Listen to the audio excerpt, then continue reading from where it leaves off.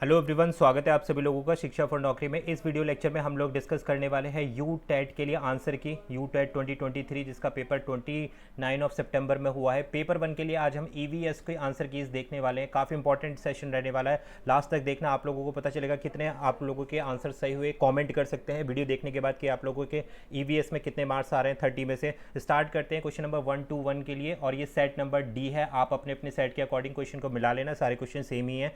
You TET 2023 के लिए पर्यावरण अध्ययन के लिए आंसर की हम डिस्कस कर रहे हैं पेपर 1। क्वेश्चन नंबर 121 बोलता है पर्यावरण अध्ययन के शिक्षण अधिगम में सर्वेक्षण का क्या उद्देश्य है। The purpose of survey and teaching learning of EVS. समुदाय के साथ अन्योन्य क्रिया का अवसर प्रदान करना, बच्चों को विविध लोगों के प्रति संवेदनशील बनाना, सूचना को प्रत्यक्ष प्राप्त करने के अवसर देना या आकलन के एक अवसर के रूप में इसका उपयोग करना। तो कौन सा कथन सही होगा? ऑप्शन नंबर ए के साथ, चारों के चारों ऑप्शन के साथ आप जाइएगा, ये इसका बेस्ट आंसर रहेगा। नेक्स्ट क्वेश्चन नंबर 122, सतत पोषण विकास के लिए क्या करना चाहिए? What should be done for sustainable development?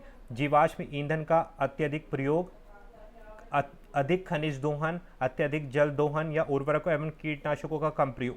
तो option number D is the right answer. भाई कम से कम फर्टिलाइजर और पेस्टिसाइड का प्रयोग करेंगे तभी हमारे पास सतत पोषण विकास मिल सकेगा। Option D is correct.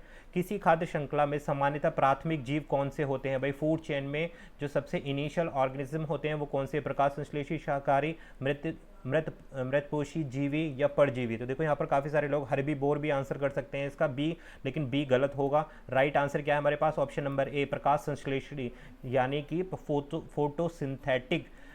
कौन होते हैं भाई? जो प्लांट्स होते हैं। सबसे पहले खाना कौन बनते हैं? प्रकाश संश्लेषण की प्रक्रिया में जब पौधे खाना बनाते हैं, अपने फूड का निर्माण करते हैं, तो क्या होता है कि पेड़ पौधे बड़े होंगे और उन्हीं को खाएंगे कौन? हर्बीवोर। हर्बीवोर जैसे जो हमारे गाय हो गई, भैंस हो गई, जितने भी ग्रीन वाले एनिमल्स हैं वो हर्बीवोर कहलाते हैं। तो सबसे पहले जो हो गए प्रकाश संश्लेषी।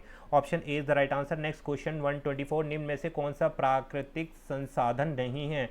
विच of the following is not an natural resource? सर्प, हवा, लकड़ी का मकान या फिर आम का पेड़। तो देखो नेचुरल रिसोर्स जो नहीं है दैट इज ऑप्शन नंबर ए, सर्प। देखो एयर हमारा क्या है? नेचुरल रिसोर्स है। लकड़ी का मकान किससे बना है? नेचुरल रिसोर्स से बना है, वुड से बना है। आम का पेड़, बिल्कुल ठीक है। तो ऑप्शन नंबर ए, ये क्या है? रिसोर्स नहीं है, ये एनिमल है भाई। Option number A is the right answer. Next question number 125, अंतर्राष्ट्रीय पर्यावरण शिक्षा कार्यक्रम IEEP शुरू किया गया था, किसके द्वारा शुरू किया गया है भाई? ऑप्शन नंबर ए, यूनेस्को द्वारा इसको स्टार्ट किया गया था। यूनेस्को प्लस UNEP दोनों बॉडियों ने मिलके IEEP का इंटरनेशनल एनवायरनमेंट एजुकेशन प्रोग्राम को स्टार्ट किया है। तो क्वेश्चन नंबर 125 के लिए right answer option A. Next question number 126, पर्यावरण की कक्षा में समूह गतिविधि की रूपरेखा तैयार करते समय आप निम्नलिखित में से किस बात पर ध्यान रखेंगे? बच्चे के हित को शामिल करना, लड़के लड़कियों को समान रूप से रोचक लगे, महंगी सामग्री का प्रयोग करना, सभी धार्मिक एवं सांस्कृतिक पृष्ठभूमि के बच्चों को हेतु रोचक हो। तो राइट आंसर क्वेश्चन नंबर 126 का है ऑप्शन नंबर ए, बिल्कुल सही रहेगा। अब ए में कौन कौन से ऑप्शन है? पहला रहेगा सही, दूसरा रहेगा और डी रहेगा। देखो महंगी सामग्री का प्रयोग करना ज़रूरी नहीं है किसी भी समूह गतिविधि को सिखाने के लिए, तो ऑप्शन सी इसको हम एलिमिनेट कर देंगे, बाकी सारे ऑप्शन सही हैं। तो ऑप्शन ए के साथ जा रहे हैं हम। नेक्स्ट क्वेश्चन नंबर 127, क्षतिग्रस्त जंगल को फिर से तैयार करने के लिए शुरू किया गया प्रमुख कार्यक्रम को क्या कहते हैं? The major program started replenish the damage forest. तो ये हमारा कहलाता है भाई हॉर्टिकल्चर, टिश्यू कल्चर, एग्रीकल्चर या Silvi culture. Option number D is the right answer 127 के लिए। वन संवर्धन बोलते हैं भाई इसको। नेक्स्ट क्वेश्चन 128, डैश के कारण भूजल समाप्त नहीं होगा, ground water will not be depleted due to. वनीकरण की प्रक्रिया, establishment of the thermal plant, process of deforestation, cultivation of high yielding varieties. तो ऑप्शन नंबर ए, ज़्यादा से ज़्यादा अगर आप प्लांट लगाएंगे तो अंडरग्राउंड वाटर जो है आपका सेव होगा। तो option number A is the right answer. Question 129, अस्पताल में जैविक कचरों के निस्तारण के लिए निम्नलिखित में से कौन सा सबसे अच्छा तरीका है? गड्ढे की भराई करना, पुनर्चक्रण करना, भस्मीकरण या फिर खाद बनना। Which of the following is the best method to dispose the biological waste from hospital? तो ऑप्शन नंबर सी है ये प्रोसेस जिसमें आप भस्मीकरण करते हैं। इनसिंक्लेशन जो है ये ऐसी प्रोसेस है जिसमें बायोलॉजिकल वेस्ट को आपको जलाया जाता है, भस्मीकरण। Option number C. Next question number 130, पौधों और जानवरों की प्रजाति जो विशेष रूप से एक ही स्थान पर रहती है क्या कहलाती है? ऑलरेडी मैंने ईवीएस की मैराथन सीरीज़ खोल के देखोगे तो उसमें ये क्वेश्चन मेंशन था। ऑप्शन नंबर ए स्थानिक कहलाती है, जब किसी भी एक जाति से एक पर्टिकुलर एरिया या फिर क्षेत्र की बात की जा रही है, किसी भी जनजाति या स्पीसीज़ की, तो वो कहलाती है endemic. Option A is the right answer, स्थानिक। नेक्स्ट क्वेश्चन नंबर आता है हमारे पास 131। फसलें जो बरसात में बोई जाती क्या कहलाती? बहुत आसान है भाई, खरीफ क्रॉप कहलाती हैं। ऑप्शन नंबर ए 131 का। इसमें जैसे कौन कौन सी फसल होती है? पैडी हो गई आपके पास, मेज़ हो गई, इसके बाद सोयाबीन, सोयाबीन भी इसी में आ जाता है। तो राइट आंसर क्या है हमारे पास? Option number A kharif crop. Question 132। निम्न में से कौन समाप्त होने वाला प्राकृतिक संसाधन है? हवा, पानी, मृदा या फिर वन? तो ये ऑप्शन नंबर डी फॉरेस्ट जो है कैसा साधन है भाई? नेचुरल रिसोर्स है, एग्जॉस्टेबल नेचुरल रिसोर्स, समाप्त होने वाला। Option number D is the right answer. Next, जल धारण क्षमता सर्वाधिक पाई जाती है, water holding capacity is found in? कौन सी मिट्टी में पानी रोकने की सबसे ज़्यादा क्षमता होती है? रेतीली मिट्टी में होती है भाई, चिकनी में होती है, दोमट में होती है, रेत में, दोमट में? तो रेत तो बिल्कुल भी नहीं एब्जॉर्ब करता, सबसे ज़्यादा किस में होती है? चिकनी मिट्टी में होती है, क्लेली सॉइल जिसको बोलते हैं। B is the right answer. Question 134। निम्न में से कौन पर्यावरण के लिए खतरा है? Which is threat to environment? बढ़ते पौधे, बढ़ती जनसंख्या, बढ़ती फसल या उपयोग सभी? तो 134 के लिए right answer option number B. देखो भाई, बढ़ती जनसंख्या सबसे ज़्यादा एनवायरनमेंट के लिए प्रॉब्लम क्रिएट कर रही है भाई। जनसंख्या वृद्धि जो है पर्यावरण के लिए बहुत ज़्यादा हार्मफुल है। पौधे कभी भी हार्मफुल नहीं होते, आपको पता है, एनवायरनमेंट फ्रेंडली होते हैं ग्रोइंग प्लांट्स। तो आप बी इसका राइट आंसर। नेक्स्ट, इल नीनो, अल नीनो क्या है? गर्म महासागरीय धारा है, समुद्री तूफान है, उष्ण कटिबंधीय विक्षोभ है, टाइफून का दूसरा नाम है? तो राइट आंसर है इल नीनो क्या है भाई? Option a warm ocean current. 135 का राइट आंसर ऑप्शन नंबर ए गर्म महासागरीय धारा है ये। Next question number 136। रश्मि अपने छात्रों को अपने चारों ओर देखने को प्रोत्साहित करती है और जो कुछ भी उन्होंने अवलोकित किया है उसकी व्याख्या करने को कहती है।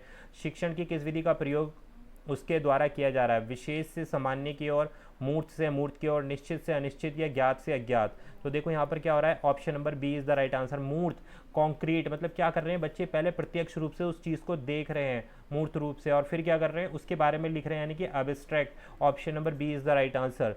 नेक्स्ट क्वेश्चन नंबर आता है 137। क्षेत्रफल की दृष्टि से भारत का सबसे बड़ा राष्ट्रीय पार्क कौन सा है भाई?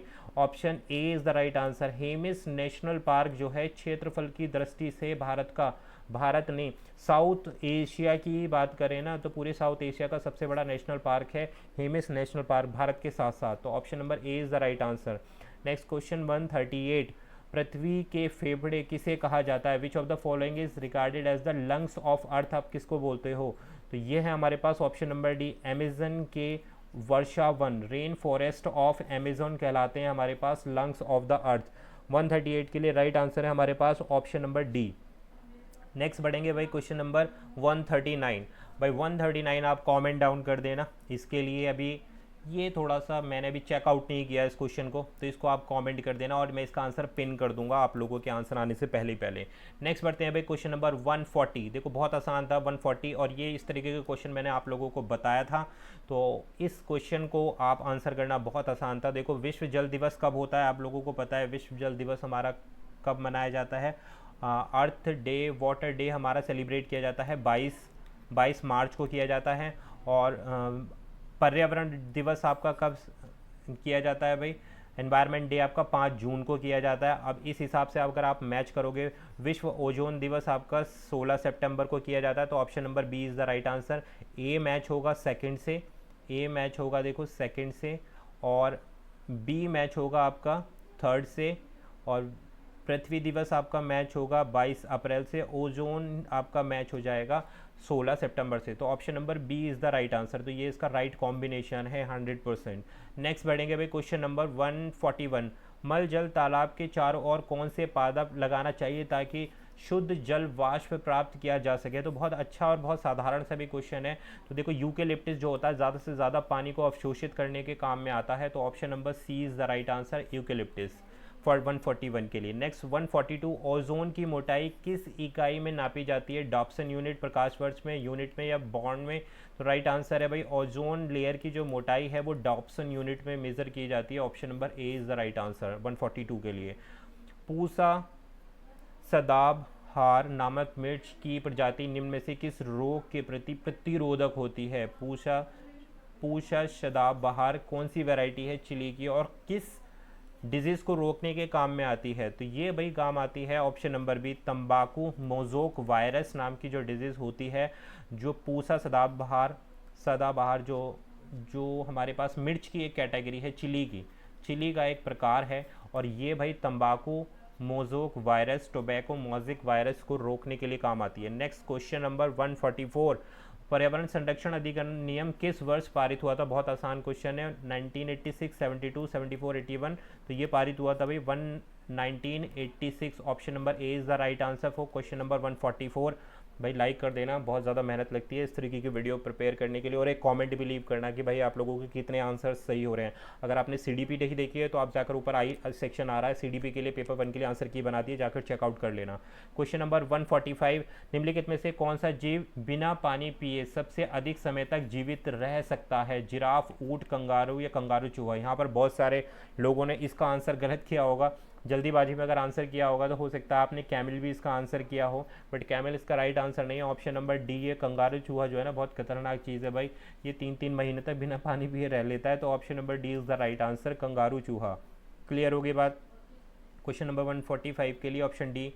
नेक्स्ट आता है भाई एपिको मूवमेंट, एपिको आंदोलन के प्रणेता कौन थे, यानी संचालक कौन थे, इसके लीडर कौन थे एपिको मूवमेंट के? सुंदरलाल बहुगुणा, पांडुरंग हेगड़े या फिर वृंदा शिवा, अमृता देवी? तो option number B, Pandurang Hegde जो हैं ये इसके संचालक थे भाई, लीडर थे इसके एपिको मूवमेंट के। क्वेश्चन नंबर 146 का B right answer. Next question 147, मछली में किस प्रदूषक भाई इंपॉर्टेंट था? मैंने आप लोगों को बताया था प्रीवियस ईयर के क्वेश्चन में, PYQ की सीरीज़ में सबसे पहला क्वेश्चन यही था। अगर जिन लोगों ने EVS की सीरीज़ देखी होगी तो देखो तीसरा क्वेश्चन ऐसा है जो आपको कंफर्म हो रहा है यहाँ से बिल्कुल एग्जैक्ट। मछली किस प्रदूषक पदार्थ की उच्च मात्रा पाए जाने पर उसमें मनुष्य में मिनी माता रोग हो जाता है? आर्सेनिक, पारा, कैडमियम, उपयोग सभी? तो भाई मरकरी डिजीज़ यानी कि पारा की उपस्थिति की वजह से। Option number B is the right answer. Next question 148, Bharat में समृद्ध वनस्पति जात और प्राणी जात फ्लोरा फेना के बारे में पढ़ाने के बाद विद्यालय द्वारा प्राथमिक कक्षाओं के विद्यार्थियों को जिम कॉर्बेट नेशनल पार्क ले जाया गया। यह विद्यार्थियों की सहायता करेगा, किस चीज़ में विद्यार्थियों की सहायता करेगा भाई? तो राइट आंसर रहेगा ऑप्शन नंबर ए, कक्षीय अधिगम को वास्तविक जीवन स्थिति के साथ जोड़ने में। ऑप्शन ए, को रिलेट करेगा क्लासरूम लर्निंग को रियल लाइफ सिचुएशंस के साथ में। ए is the right answer. Next question 149, पर्यावरण अध्ययन की कक्षा में बच्चों के व्यक्तिगत अनुभव को महत्व देना शिक्षक को लाभ पहुंचाता है? किस चीज़ के ऊपर लाभ पहुंचाता है भाई? बच्चों के विशिष्ट अनुभव को जानने में, बच्चों की भाषा संप्रेषण कुशलताओं के लिए, बच्चों विषय को बच्चों में अनुभव संचार से जोड़ने के लिए, या उसकी ऊर्जा बचाने में क्योंकि बच्चे बातचीत करना पसंद करते हैं। तो 149 के लिए राइट आंसर है विषय को बच्चों में अनुभव संचार से जोड़ने और विमर्श के साथ सीखने को बढ़ावा देने में, कि यानी कि सब्जेक्ट को एक्सपेरिमेंटल वर्ड के साथ में जोड़ने पर और उनकी लर्निंग को बढ़ावा देने के लिए। Option C is the right answer. Next आ जाता है क्वेश्चन नंबर लास्ट 150, हमारे देश में निम्नलिखित स्थानों में कौन सा ठंडा रेगिस्तान है? बहुत ही आसान क्वेश्चन है भाई।